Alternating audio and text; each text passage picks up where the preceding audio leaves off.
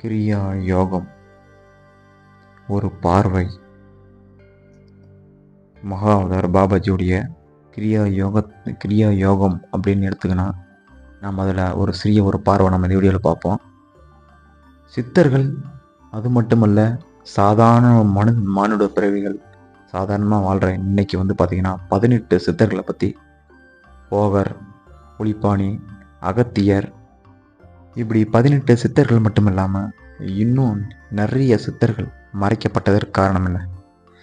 சித்தர்கள் மட்டும் ஏன் பெரிதாக எடுத்து பேசப்படுது? சித்தர்கள் மட்டும் ஏன் மறைவாக இருந்து வாழ்ந்துட்டு போயிருக்காங்க? அவங்களுடைய சூட்சும ரகசியங்களும் சரி, அவங்களுடைய சித்து விளையாட்டும் சரி, அவங்களுடைய உடற்பயிற்சிகள், யோக நிலைகள், தியானங்கள், இதில் ஏன் அவ்வளோ பெரிய அமானுஷம் இருக்குது அப்படின்றத நாம் இந்த வீடியோவில் நம்ம பார்க்கலாம். வணக்கம், வேலு கிருஷ்ணன் 777 காட். இந்த வீடியோவில் சித்தர்களுடைய மறைமுகமான ரகசியங்களும் அதிசயங்களும் நான் என்னுடைய ஐடென்டிஃபிகேஷன் படி, நான் விசாரித்தபடி, நான் என்னுடைய அனுபவத்தை கற்றுக்கிட்ட இந்த வீடியோவில் உங்களுக்காக சொல்கிறேன். சித்தர்கள் மரபுன்னு எடுத்துக்கினாலே அவங்களுடைய மரபு நம்ம என்றைக்கு மறக்க முடியாத மரபுங்க.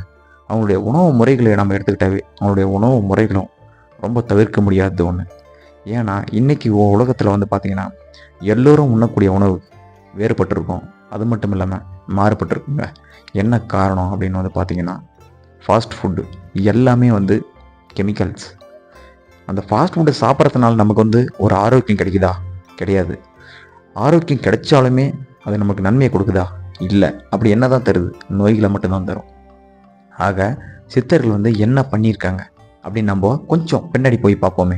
கொஞ்சம் பின்னாடி நாட்களில், பின்னாடி வருடங்களில், கொஞ்சம் நம்முடைய முன்னோர்கள், தாத்தா, இந்த மாதிரி காலத்தில் அவங்களுடைய ஆரோக்கியங்கள் எப்படி இருந்துச்சு, அப்படி அந்த ஒரு பார்வையில் நம்ம கொஞ்சம் பேக்க போயிட்டு கொஞ்சம் அப்படி ஃப்ரண்ட்டு வரலாம். ஓகேங்களா?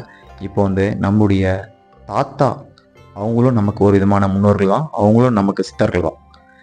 எப்படின்னா, சித்தர்கள்ன்றது இன்றைக்கி முறைகளில் பார்த்திங்கன்னா யாருமே கண்ணுக்கு தெரிய மாட்டாங்க, தோன்றவும் மாட்டாங்க, எல்லாமே மறைமுகம். அது மட்டும் இல்லாமல் நம்ம உடலையே நம்ம எடுத்துக்காங்களேன். நம்ம உடல்னு ஒன்று இருக்குது. ஆனால் உடலுக்குள்ளே உயிர்னு ஒன்று இருக்குது, அதுவும் இருக்குது. ஆனால் உடல்னு இருக்கிறத நம்ம பார்க்க முடியுது, உயிர்னு ஒன்று இருக்கிறத நம்மளால் பார்க்க முடியுதுங்களா? இல்லை. அது மாதிரி தான் ஒளி உடல்னு ஒன்று இருக்குது, சூட்சும உடல். அதாவது கண்ணில் பார்க்கக்கூடிய ஒரு உடல், சூட்சும உடல், கண்ணில் பார்க்கக்கூடியாத ஒரு உடல் அப்படின்னு நம்ம ஒரு உயிர்னு எடுத்துக்கலாம். நம்ம அது ஒரு உடல் வடிவமாகவும் எடுத்துக்கலாம், இல்லை ஜோதி வடிவமாகவும் எடுத்துக்கலாம். பெரும்பாலும் சித்தர்கள் நம்முடைய உயிரை ஒரு ஜோதி வடிவமாக பற்றி தான் சொல்லிட்டு போயிருக்காங்க. அது மட்டும் இல்லாமல் அவங்களுடைய உணவு முறைகள் நம்ம பயன்படுத்தினால், ஒரு முறை சிறிது சிறிதாக நம்ம பயன்படுத்தினால் நம்முடைய ஆரோக்கியங்கள் மென்மேல வளரும், நோய்கள்லேருந்து விடுபடலாம், அதிகமாக தாக்கக்கூடிய வைரஸ்கள்லேருந்து தப்பிக்கலாம் அப்படின்றது ஒரு சத்தியமான உண்மை. அது மட்டும் இல்லை, நம்மளுடைய சந்ததிகள், பிள்ளை, நம்மளுடைய வருங்கால தலைமுறைகள் நோய்களிலிருந்து தப்பிக்கணும்னா, வரக்கூடிய பாக்டீரியா, அது மத்தியில் வரக்கூடிய ஏதோ நோய்கள், பேர் தெரியாத நோய்கள், அதிலிருந்து கூட நம்ம தப்பிக்கணும்னா நீங்கள் மறுபடியும் நம்ம தாத்தா காலத்துக்கு ஒரு முறை உங்களுடைய பார்வையை திரும்பி பார்த்தாகணும். அப்படி பார்க்கலாம் என்ன நடக்கும் அப்படின்னா, நம்ம வாழ்ந்தோம், நம்ம சமாளித்தோம், நம்ம ஃபேமிலி ஏதோ முடிஞ்ச அளவு சேர்த்து வச்சோம், அவங்கள ஒரு நல்ல வழியில் நம்ம கொண்டுட்டு போனோம், அவ்வளோதான், மறுபடியும் நம்ம இறந்து போயிட்டோம். இது ரெகுலராக நடந்துகிட்ருக்கு.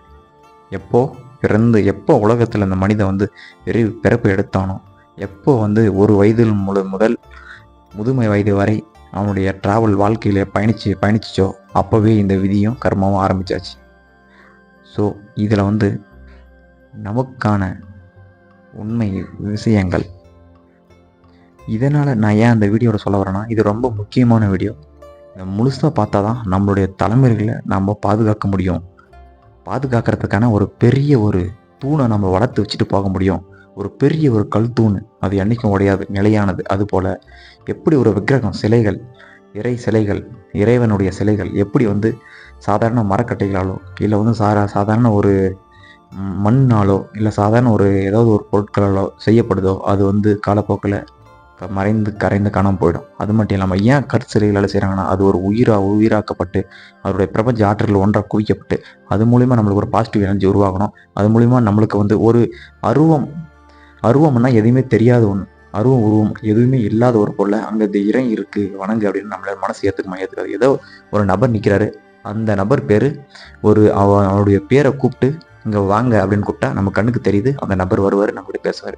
அது நண்பராக இருந்தாலும் சரி, யாராக இருந்தாலும் சரி. அந்த மாதிரி ஒரு உருவம் கண்ணுக்கு தெரிஞ்ச மட்டும்தான் அதை நம்ம முழுமையாக ஏற்று நம்ம மனப்பக்குவத்தோட ஒன்றோடு ஒன்று இணைந்து பிரபஞ்சத்தோட பிரபஞ்சம் இணைந்து நம்ம வந்து அதுக்கிட்ட ஒரு பாசிட்டிவ் ஆற்றலை, அதாவது ஒரு அற்புதமான பிரபஞ்ச ஆற்றலை நம்மகிட்ட நம்ம வந்து உடல் ரிசீவ் பண்ணி வாங்கிட்டு அதனுடைய நன்மைகள் நம்ம அடைய முடியும். அதுபோல் பழைய சித்தர்களான நம்முடைய முன்னோர்கள் வந்து என்ன சொல்லியிருக்காங்க அப்படின்னா, இயற்கையோட இணைந்து எத்தனை காலம் வாழ்ந்தாலும் நமக்கு நோய்களை தராது, அது நல்லதாக தான் கொடுக்கும். ஆனால் இயற்கை எதிராக செய்யக்கூடிய அனைத்து விஷயங்களும் கண்டிப்பாக தலைமுறைகளை பாதிக்கும் அப்படின்றது உண்மை. எப்படி பாதிக்கும்னா, பஞ்சபூதங்களால் மட்டுமில்லை, புது விதமான நோய்கள் மூலியமாக கண்டிப்பாக அந்த உலகத்திற்கு அழிவு வந்துட்டு இருக்கு. உலகம் எப்படி அழியும்னு சித்தர்கள் குருமார்கள் என்னுடைய சூட்சும ஊரில் எப்படி சொல்கிறாங்கன்னா, உலகம் அழிவது அட்வான்டேஜாக எந்த அளவுக்கு அந்த தன்னுடைய இந்த உலக இயக்கங்களை மட்டும் இல்லை, தன்னுடைய உடல் இயக்கங்களும் சரி, மாற்றாக இயற்கைக்கு மாறாக எதெல்லாம் செயல்படுதோ அது கண்டிப்பாக எதிர்வினையாக பிற்காலத்தில் நமக்கு நோய்களை வந்து சேரும் அப்படின்றது உண்மை. அதாவது பஞ்சபூதங்களால் நோய்கள், அது மட்டும் இல்லாமல் சில விதமான ட்ராவலில் நிறைய ஆக்சிடெண்ட்டுகள், அது மட்டும் இல்லாமல் இயற்கை பேரழிவு எப்படின்னா, இயற்கையை வந்து யாரால எதிர்க்க முடியாது, அப்படி எதிர்த்துக்கிறவங்க அத்தனை பேரும் மரணத்தை சந்திக்க நேரிடும். அதனால் இயற்கைகள் மூலிமா நிறைய இடி, மின்னல், மழை, அது மட்டும் இல்லாமல் பூமிகள் பிளவு, அது மட்டும் இல்லாமல் புயல், எரிப்பிழம்பு, இது மாதிரி விதங்கள் மூலிமா நிறைய உடல் மட்டுமில்லை, உயிர் ஆபத்துகள் மட்டுமில்லை, இந்த உலகத்தில் வாழக்கூடிய அத்தனை மக்களுடைய அந்த உயிரை வந்து பறிக்கக்கூடிய அப்படி ஒரு அபாயம் நெருங்கி வந்துட்டே இருக்குன்ற விஷயத்த நம்ம மறக்க. இதில் முக்கியமான விஷயம் என்னதான் நான் சொல்ல வரேன் அப்படின்ற இந்த வீடியோவில் முழுசாக நீங்கள் கேட்டு பார்த்தீங்கன்னா தெரியும். நம்மளுடைய பழைய உணவு முறைகள், பழைய மூலிகை முறைகள் அனைத்தையும் பயன்படுத்தின மத்தியும் நம்முடைய சந்ததிகளை நம்ம காப்பாற்ற முடியும்னு நான் சொல்ல வரேன். எப்படி என்னென்ன செஞ்சாங்க அப்படின்றத ஒரு 4 வரியில் பார்ப்போம். முதல்ல சூரிய நமஸ்காரம் செய்வாங்க. காலையிலேயே வந்து பிரம்ம முகூர்த்தத்துக்கு கொஞ்சம் முன்னாடி எழுந்துருவாங்க. அதாவது காலை ஒரு நாளைக்குன்னு எடுத்துக்காங்க. நாளையில் வந்து பார்த்திங்கன்னா ஒரு காலையில் 4 மணிக்கு எழுந்தது போதும். 4 மணிக்கு எழுந்து அந்த 6 மணிக்குள்ளே சூரியன் வர்றதுக்கு முன்னாடி எல்லாம் ஃப்ரெஷ் ஆகிட்டு அவங்களுடைய எல்லா வேலைகளும் முடிச்சுக்கிட்டு காலை கடன்கள் அத்தனையும் அப்புறம் என்ன பண்ணுவாங்கன்னா, சூரியனோட கண்ணால் பார்த்து ஒரு நதியில் நின்று அந்த கங்கையை எடுத்து ஊற்றி சில சூரிய நமஸ்காரம் செய்வாங்க. யோகா பயிற்சிகள் செய்வாங்க சூரியன் வரும்போது. அப்போது அந்த சூரியனுடைய ஆற்றல் நம்மளுக்கு கிடைக்கும் அந்த ஒளி மூலிமா. அது மட்டும் இல்லாமல் அது முடித்து விட்டு அடுத்து என்ன செய்வாங்கன்னா, இயற்கை உணவுகள், கேழ்வரகு களி, அதாவது களி உருண்டை பண்ணுவாங்க, அது கீரை குழம்பு அது செய்வாங்க. அப்புறம் வந்து கம்மங்கூழ். அது மட்டும் இல்லாமல் நம்ம வந்து இப்போ வந்து குக்கர் யூஸ் பண்ணுறோம். குக்கரில் அனைத்து விதமான ஆற்றலும் சக்திகளும் அந்த ஒரு ரைஸ் இருக்குன்னா அதில் இருக்கிற மொத்த சக்தியும் அந்த காற்று வழியாக வெளியே பிரபஞ்சத்தோட பிரபஞ்சம் போய் கலந்துடும். ஆனால் அந்த காலத்தில் என்ன செஞ்சாங்கன்னா, சோறை வந்து மண் சட்டியில் வடித்து, மண்பானையில் தான் எல்லாமே பண்ணுவாங்க. அதில் வடித்து அது மூலிமா வந்து அந்த வடிக்கிற அந்த வாட்டர் இருக்குது பார்த்தீங்களா, அதை வந்து எடுத்து தனியாக வச்சுட்டு அதை வந்து மறுநாள் காலையில் அது கூட கொஞ்சம் 2 உப்பு கல் போட்டு, இல்லை பாலோ, இல்லை மோரோ, தயிரோ, இதை வந்து லைட்டாக மிக்ஸ் பண்ணி காலையில் குடிப்பாங்க.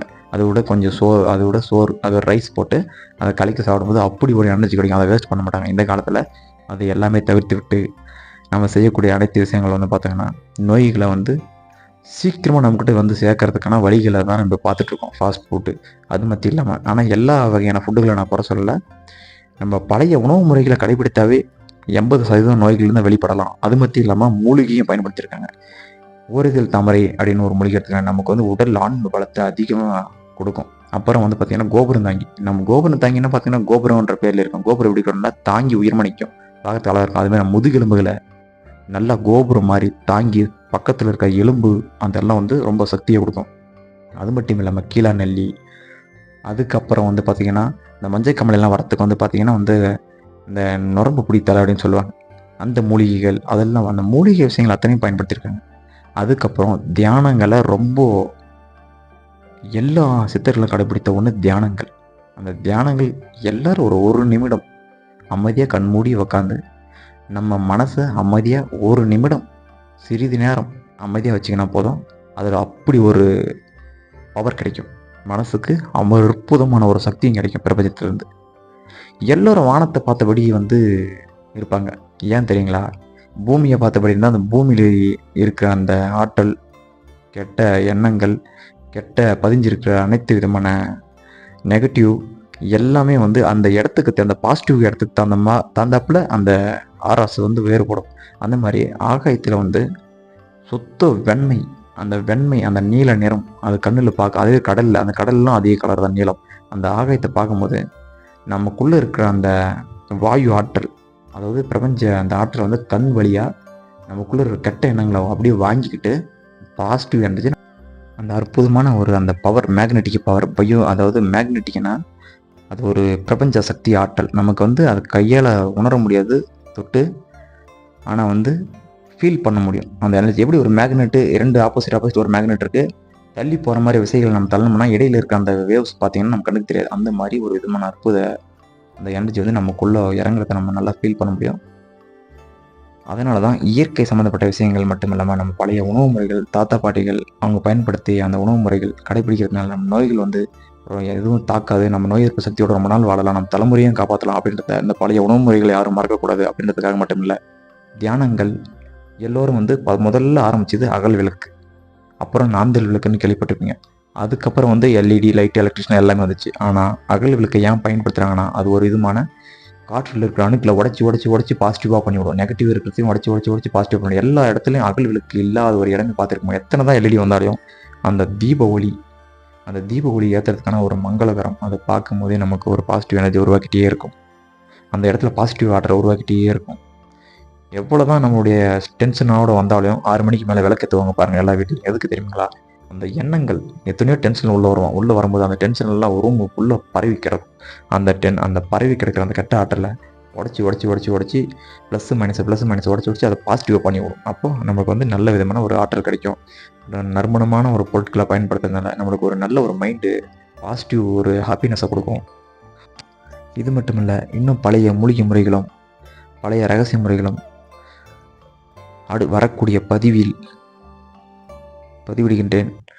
நன்றி, வணக்கம்.